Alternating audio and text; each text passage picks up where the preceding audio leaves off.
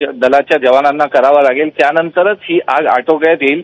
आणि ही आग जी पसरते आणि जसं माहिती समोर येते की अन्य सुद्धा काही स्फोट झाल्याची शक्यता आहे, ते स्फोट तिथल्या तिथे थांबवून अन्य ठिकाणी त्याची झळ पोहोचू नये आणि अन्य ज्या आसपासच्या कंपन्या आहेत त्या आधी सिक्युअर करणं हे फायर ब्रिगेड दलापुढचं सगळ्यात मोठं आव्हान असणार आहे। आणि नक्कीच फायर अमेय थोडंसं थांबवतोय, काही कामगारांचे प्रतिक्रिया सुद्धा आपल्याकडे आलेल्या आहेत, आपण त्या पाहूयात।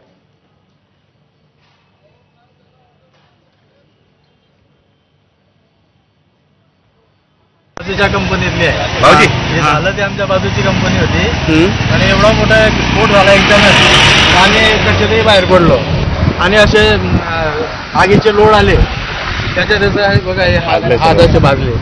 अच्छा, कंपनीचं नाव काय? ज्या कंपनीचं अमोधन अमोधन W229 बाजूच्या कंपनीतली आहे भाऊजी, हे झालं ते आमच्या बाजूची कंपनी होती आणि एवढा मोठा स्फोट झाला एकदमच। आम्ही कशातही बाहेर पडलो आणि असे आगीचे लोड आले, त्याच्यात आहे बघा हे हाताचे भागले। अच्छा, कंपनीचं नाव काय? ज्या कंपनीचं अमोधन अमोधन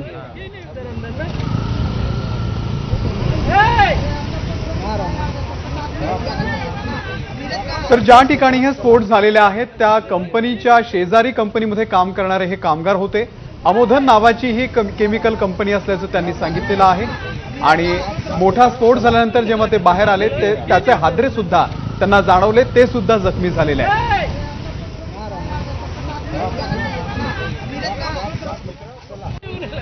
अत्यंत भीषण असे स्फोट सध्या डोंबिवलीमध्ये झालेले आहेत आणि माहितीनुसार अजूनही सातत्यानं हे स्फोट होत आहेत।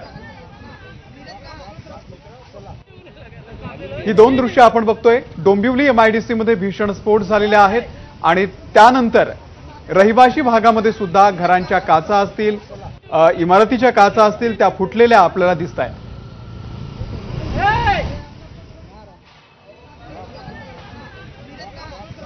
पुन्हा एकदा जाऊयात, आपले प्रतिनिधी अमेय राणे सध्या आपल्या सोबत आहेत। अमेय, ज्या कामगारांनी आता माहिती दिली त्यानुसार भीषण स्फोट होता आणि ते शेजारच्या कंपनीमध्ये कामाला होते, त्यांना सुद्धा याचे हादरे जाणवले, ते सुद्धा काही ठिकाणी जखमी झालेले आहेत। अत्यंत भीषण असा स्फोट आहे।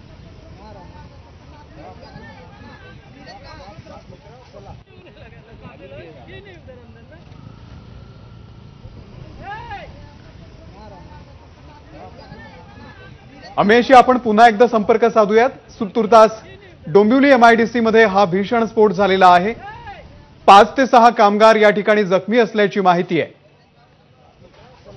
काही किलोमीटर पर्यंत इमारतींना याचे हादरे जाणवलेले आहेत। इमारतींच्या खिडक्यांच्या काचा सुद्धा फुटल्याची माहिती आपल्यापर्यंत आलेली आहे आणि आजूबाजूच्या ऑक्सिजन प्लांटमध्ये सातत्यानं अजूनही ब्लास्ट सुरू आहेत।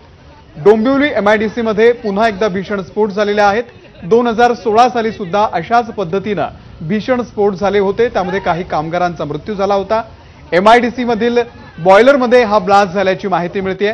या ठिकाणी अनेक केमिकल कंपन्या आहेत आणि एका केमिकल कंपनीमध्ये जर स्फोट झाला तर अशी भीती असते की शेजारच्या केमिकल कंपनीमध्ये सुद्धा स्फोट होतो आणि तीच परिस्थिती सध्या इथे आपल्याला बघायला मिळते। सातत्यानं स्फोट होत असल्याचं कळतंय। MIDC फेज 2 मधल्या कंपनीमध्ये हा ब्लास्ट झालेला आहे। सध्या अग्निशमन दलाच्या 6 गाड्या घटनास्थळी पोहोचलेल्या आहेत आणि ही आग सुद्धा मोठ्या प्रमाणावरती वाढलेली आपल्याला दिसते।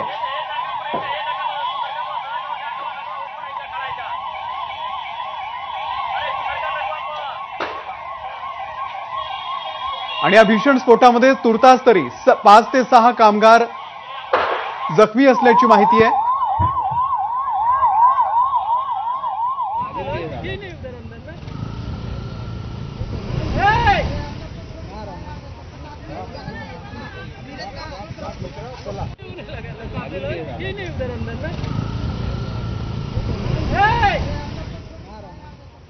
तर डोंबिवली MIDC मध्ये पुन्हा एकदा भीषण स्फोट झालेले आहेत।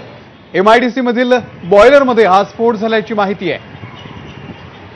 MIDC फेज 2 मधील कंपनीमध्ये हा ब्लास्ट झालेला आहे।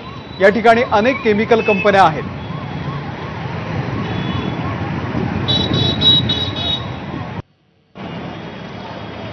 आणि हे आत्ताची ताजी दृश्य आहेत। मोठ्या प्रमाणावरती धुराचे लोट आपल्याला दिसत आहेत. खाली